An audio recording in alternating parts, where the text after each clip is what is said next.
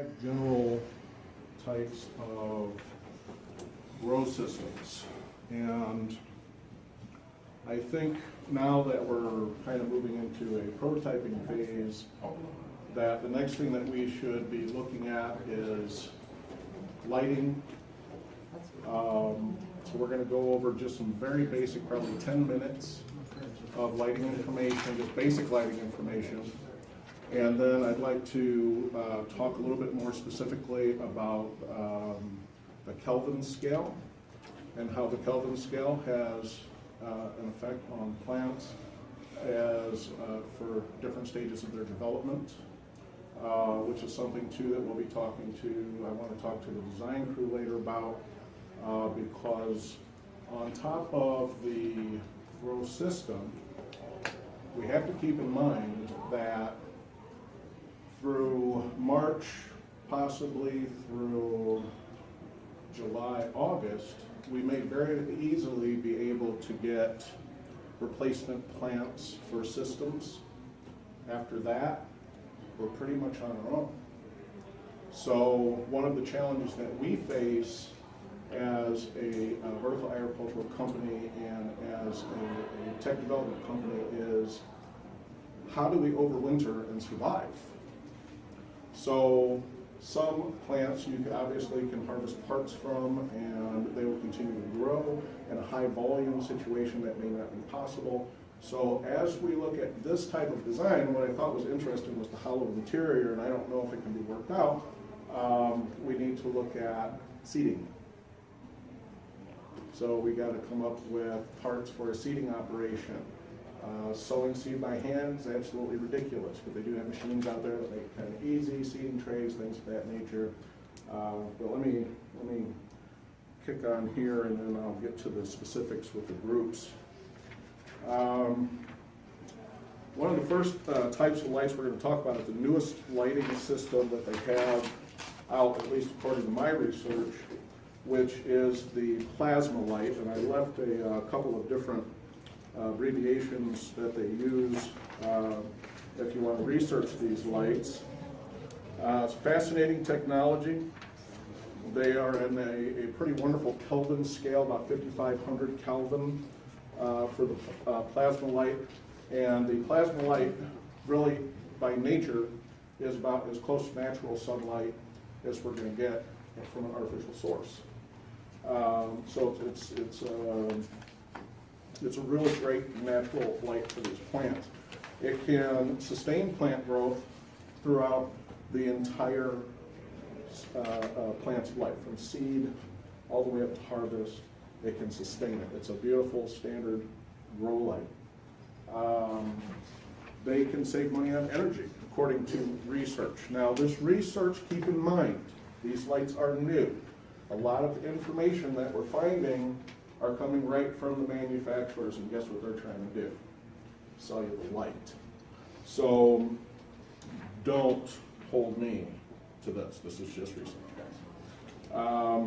These units, from what I saw online, by the time you add the hood, the reflector, the light bulb, the ballasts, installation time, things of that nature, upwards of $3,000 per light for these.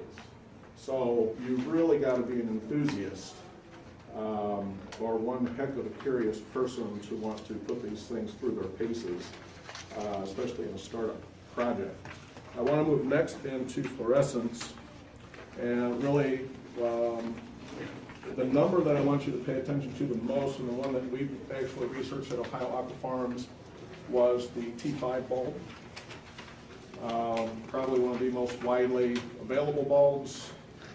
It's cost effective as far as these types of lighting systems go, and they can cover the growth spectrum from seeding propagation to intense plant growth to fruiting, you name it. You can pretty much get it with these here. They still too are relatively new. So the information out there is a bit more better tested than most other, the plasma system. But still, we just want to maybe probably get a couple for our operation and kind of field test them and see how they run their paces in an actual high-density farming environment. We're not, using this for anything recreational. We're trying to feed people, create microeconomies. So we want to make sure that whatever we use is going to be highly functional. The beauty of these lights is that you can get them throughout the entire Kelvin scale. 6,500 Kelvin, 7,000 Kelvin, something like that, true daylight. That's basically what you want to sit on your plants throughout the longest part of their cycles, so a 12-hour cycle, 14-hour cycle, 18-hour cycle. You really want that intense full spectrum light to hit the plants. If you want to inspire flowering or budding, fruiting, something of that nature, you want to simulate dusk for these plants. You want to kind of inspire them to change their internal clock so that they start doing their job and making us a little bit of money. We can kind of use the 3,000 to 4,000 watt or 4,000 Kelvin bulbs for that. The 10,000 Kelvin bulb is for encouraging plant density. It falls like in the purple or the blue hue of light. And so you can use that for seeding operations, which is something that we definitely have to talk about.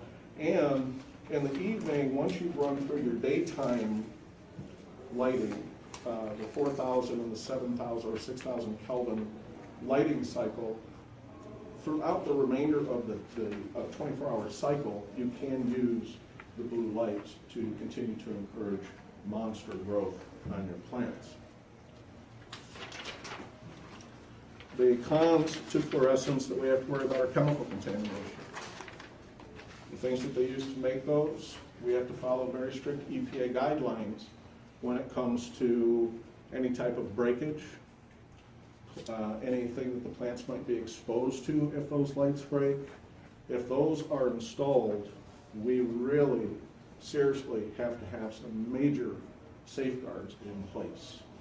Again, we never put the public at risk. Clean and safe. This is about land conservation, water conservation, sustainability. This is about protecting a legacy that we're going to hand down to other generations. So let's be smart about the build. High intensity discharge lamps, metal halides and things of that nature. These are kind of the workhorse of the hydroponics industry.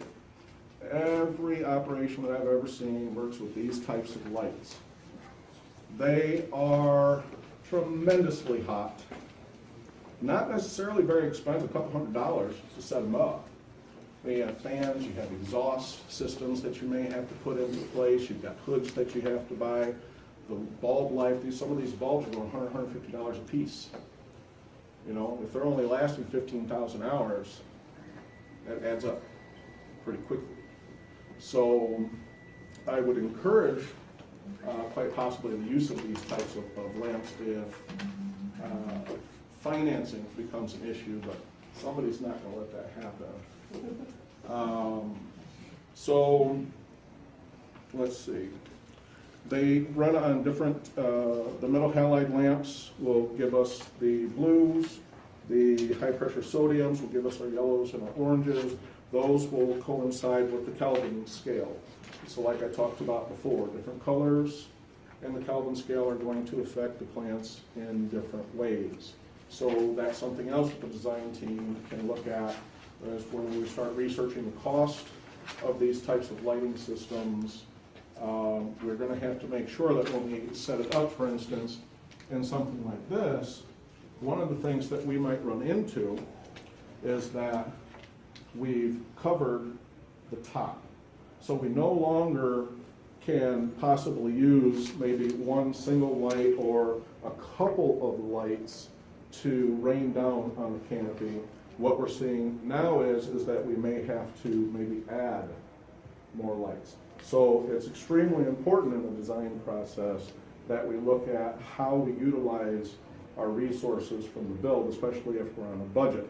It's a beautiful design, I'm not questioning that in any way, shape, or form, but please keep in mind, anytime that we put something in our way, we have to find a way to get around it, okay? One of the suggestions that I want to talk to the lighting group about later too, if we do go with a design like that, is some possible lighting configurations that we might be able to use. Okay. So, let's look at some of the pros. High intensity are, according to my research, pretty much the most efficient type of grow light because you're going to get your bang out of the plant for the buck that you have to put into it.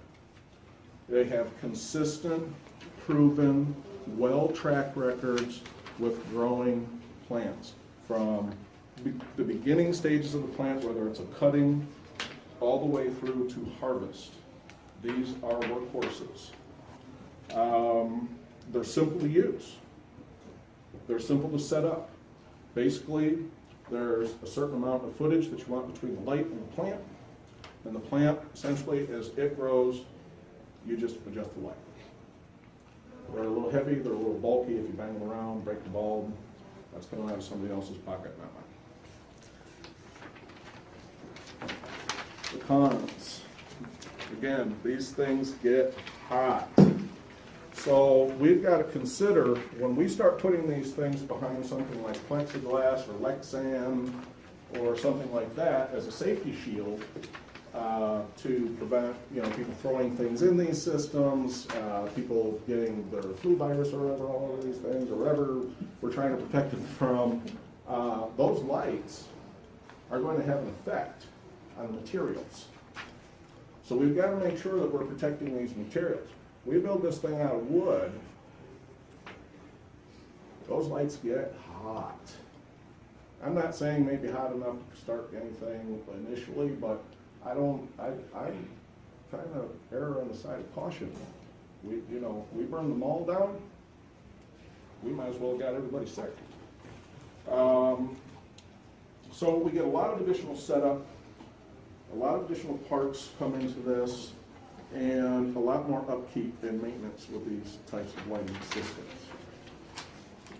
The LED lights, again, a relatively new light on the market. When these things first came into the market and Mike and I started looking at these things for our company, boy, there were some scams going on out there. You do not want to make a $500 mistake because you don't know anything about these types of lights. Do your homework. Look for reliable information from reliable customer sources, consumer sources, or we have brilliant members of our team that we may need to go to because we might want to look at custom configuration lighting. If you look at the LED systems, usually they come in a box.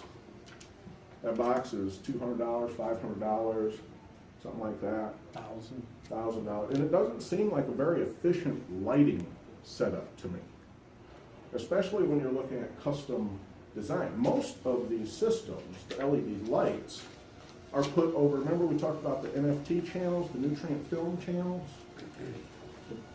So they just continue, every place that I've seen this type of technology used, everybody plants on a flat plane, and then they put a light over it. So basically, you have high-cost commercial space instead of low-cost farming and agricultural land. And then you plant the same amount of plants and the same amount of square footage as you would agricultural land. And then you take super expensive infrastructure and put it over that single plane, and you try to turn a profit. And we watched, over the course of 3 years, companies all over the world fail and fail and fail. So when it comes to a high-density vertical planting system, we're definitely going to want to consider custom designing these lights, breaking these lights down, doing some general light studies, making sure that we have good penetration. This is the thing about canopy penetration. Because we have a plant that's growing and develops its own canopy under a regular light, we still generally have to supplement light for canopy penetration. Now, we have a high-density planting and one small space. One of the designs that we worked on, 3 square foot, 72 plants. 3 square feet. How do you penetrate the canopy? Because this thing is tall. So I put a $1,000 light here and kill everything 4 feet down. So we're going to look at augmenting for canopy penetration. So we're going to have to come, basically, in my opinion, from inside out with light. Because standard lighting is not going to work with this.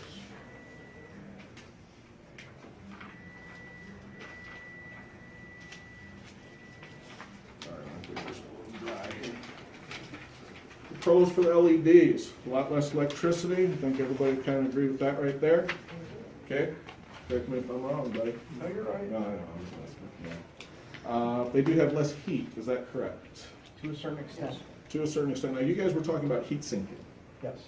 Can you tell me a little bit about, or tell the group a little bit about how the heat, what is a heat sink, and how would it affect Well, that's a our good environment? question. I obviously haven't thought much about it, but typically with electronics, you put like a aluminum or something behind it, sticking out, say, a ½ inch or an inch, and it goes into a cooler area for things. Now, I'm spitballing here. Oh, please, that's what we all are. Okay, it might be suitable to put a small fan on these heat sinks to blow air across them to dissipate the heat to wherever you want it to go. What does Dave and Kirk think about that? I mean, just a heat sink is pretty straightforward. Okay. Okay. But All right. I'm spitballing. Your CPU in your computer has the, Yeah. that's your heat sink. Oh, okay, all right. Cool. Draws heat to an Perfect. area that's conductive and then dissipates it. Gotcha, okay. So somebody knows how to speak my I language. think you'd see that with these LED lights, it would generate heat. Okay. But I don't think it's the little bit I played with them, it didn't seem to get more. So probably not much in consideration To to be the determined. high-intensity discharge lights or something like that. Okay. Not Okay. really. You're not gonna be cooking eggs on. Okay, that's pretty much what I needed to know.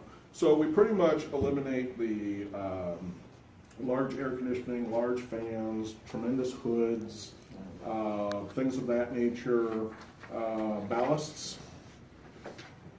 Probably no ballast. And, Most research says no ballasts. you know, the problem with these lights are they're 3 watts each.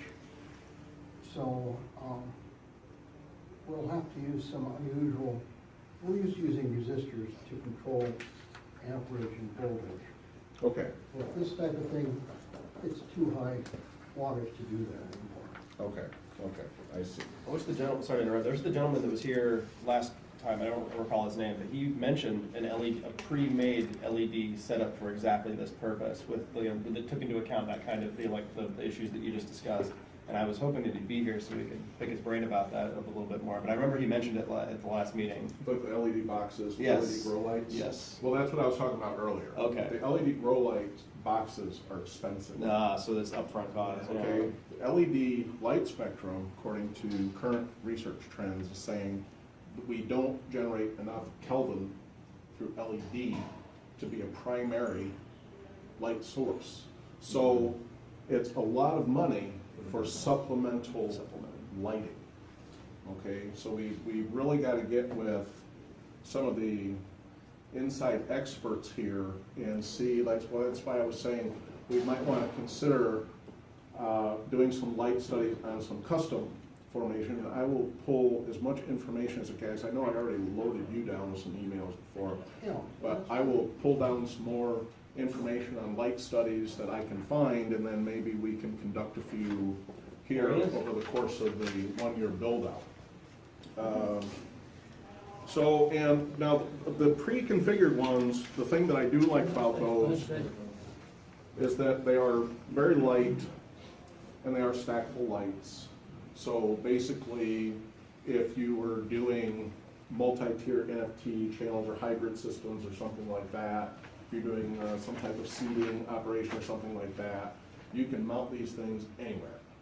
And they're pretty much gonna take plug and play and go from there. Yes, sir? One of the other advantages, isn't it basically that if one of those, because it's a huge array of small lights, it's not one big light, which people have to keep in Right. mind, is if one of those little lights goes out, you can just plug it in, so it's less invested in that sense. If you Absolutely. break one of those big 200, Yeah. to $1,000 bulbs, you're You're kinda, done. you're up the creek, Yeah. whereas if one out of 1,000 this array breaks, you're still going. Right, you can give it maintenance on Friday and still be good. Yeah. You're not really gonna affect your overall performance with those lights. I love the idea of LED, and I'm really hoping that we can integrate into the system quite a bit. We've already gone over the wavelengths a little bit, so I'm not really gonna touch on that. We're all familiar with lumens. So that's really what we're kind of looking at when it comes to growing, is the lumen that comes off the bulb. Low-watt bulbs can have high lumen output, so that's something too that you might want to take a look at. And as far as the Arduino guys and systems guys, we need to look at automated timers to simulate a daylight cycle. That's all I got, ladies and gentlemen. Just briefly though, if you don't mind.